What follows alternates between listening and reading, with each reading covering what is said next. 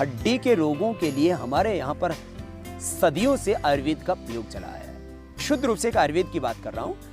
तो आयुर्वेद में हल्दी, लहसुन, गुग्गल, शिलाजीत, प्रवाल, मोती माने इस तरह के प्रयोग हैं जो आपके हड्डियों को स्ट्रेंथ देते हैं, बोन मिनरल डेंसिटी को बढ़ाते हैं। तो बोन मिनरल डेंसिटी यदि आपकी वीक होगी तो हड्डियों के प्रॉब्लम होगी। तो एक खास बात, जो आप केमिकल वाला जो स्टीरॉयड लेते हैं वो आपकी हड्डियों को गलाता है, खोखला कर देता है, वो ऑस्टियोपोरोसिस करता है।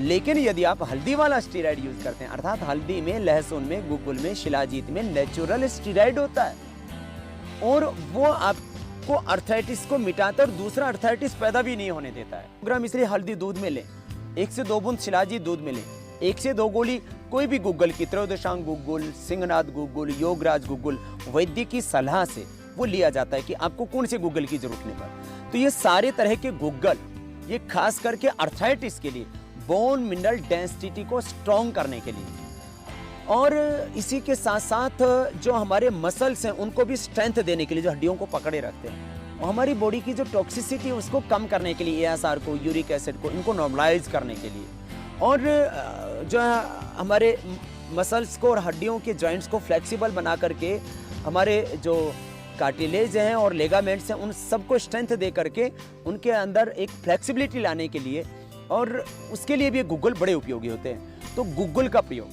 वो आपके वैद्य की सलाह से लेना होगा कि आपको कौन सा गुग्गल थोड़ा थोड़ा वो जो है बीमारी के भेद से बदल जाएगा। तो गुग्गल का प्रयोग आयुर्वेद में सदियों से होता है और वह अर्थराइटिस के लिए बहुत प्रभावी है। गुग्गल के प्रयोग के साथ साथ मैंने कहा आपकी रोग की अवस्था को देख करके एकांग वीर रस या महावात विधन सन रस, उसमें बृहत्वात, चिंतामणि, प्रवाल पिष्टि, मोती पिष्टि या मुक्ता शुक्ति, यह जो प्रयोग है यह आयुर्वेद में बहुत ही प्रभावी माना जाता है। और यूं फिर दशमूल, क्वाथ आदि इस तरह की औषधीय द्रव्य हैं जो आपके शरीर की टॉक्सिसिटी को कम करने में आपकी मदद करते हैं। और प्रवाल पिष्टि, मोती पिष्टि आपके शरीर में जो कैल्शियम की कमी थी और उसमें मुक्ता शक्ति भी मिला दिया जाता, तो फास्फोरस की जो कमी थी, तो फास्फोरस की जो कमी है, कैल्शियम की जो कमी है, उसको पूरा करने के लिए आयुर्वेद आपकी मदद करता है और आपके पूरे सर्कुलेटरी सिस्टम को अच्छा करके आपके शरीर में जो पोषक तत्वों की जहाँ जहाँ कमी थी उनको पूरी तरह से पहुंचाने में आपकी मदद करेगा।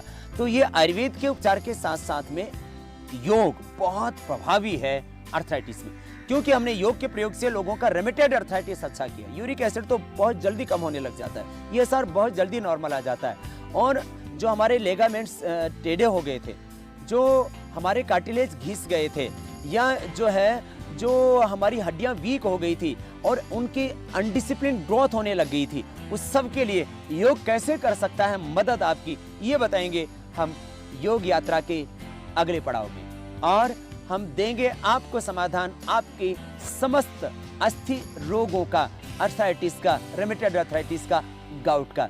देखते रहिए आप स्टार न्यूज। सारे तरह के गुग्गल ये खास करके अर्थराइटिस के लिए, बोन मिनरल डेंसिटी को स्ट्रॉन्ग करने के लिए, अर्थराइटिस और एक्सरसाइज, इसको मैं नहीं, अब तो मॉडर्न मेडिकल साइंस ने भी अपनी सभी पुस्तकों में, यहां तक कि WHO ने भी कहा, रेस्ट एंड एक्टिविटी का बैलेंस। कौन सी ऐसी एक्सरसाइज साइंटिफिक हो सकती है जो आपके यूरिक एसिड को और तमाम जो टॉक्सिसिटी है उसको बैलेंस करने में आपकी मदद कर सकती है, एक साथ आपके पूरे सिस्टम को अच्छा कर सकती है, तो वो हम कहेंगे प्राणायाम। ठीक है, थोड़े से सूक्ष्म व्यायाम जो जोड़ों के दर्द के लिए हम अक्सर बताते हैं, चाहे वो हाथों के लिए हो, पैरों के लिए हो, घुटनों के लिए हो या स्पाइन के लिए हो, वो थोड़े से सूक्ष्म व्यायाम या भुजंगासन, मकरासन, शलभासन, मरकटासन आदि हल्के से आसन, और ये सब फिजिकल एक्टिविटीज थोड़ी मदद करेंगी आपकी। लेकिन जो प्राणायाम है, ये प्राणायाम पूरे इंटरनल सिस्टम को अच्छा करता है। हमारे शरीर की एक एक कोशिका, चाहे वो रक्त की कोशिकाएं हो, चाहे वो हड्डी की कोशिकाएं हो, हमारे शरीर की तमाम कोशिकाएं, उनका जो पूरा एनाबॉलिज्म, कैटाबॉलिज्म, जो मेटाबॉलिज्म है पूरी बॉडी का, वो पूरा सिस्टम, मैं जब सिस्टम शब्द का प्रयोग करता हूं तो सिस्टम में आ गया पूरा 7 सिस्टम, और 7 सिस्टम 7 ब्रीदिंग एक्सरसाइज से अच्छा होगा, चाहे वो सर्कुलेटरी सिस्टम हो, चाहे वो नर्वस सिस्टम हो, चाहे वो एंडोक्राइन सिस्टम हो, चाहे वो रेस्पिरेटरी सिस्टम हो, चाहे वो डाइजेस्टिव सिस्टम हो, या वो एक्सक्रीटरी सिस्टम हो, या वो रिप्रोडक्टरी सिस्टम हो।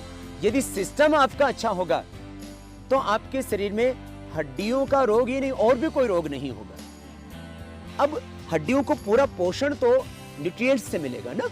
हड्डियों का पूरा पोषण जो है वो आपको कैल्शियम से मिलेगा।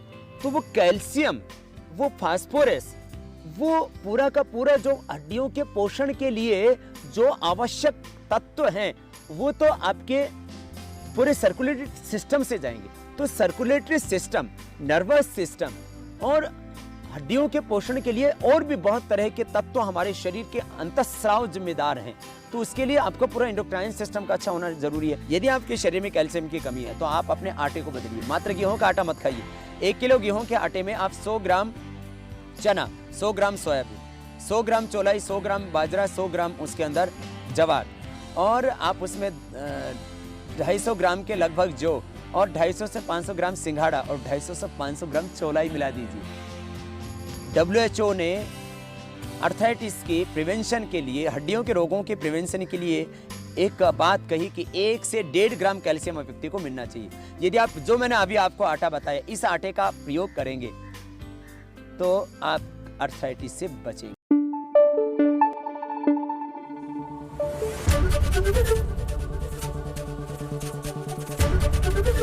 ABP न्यूज आपको रखे आगे।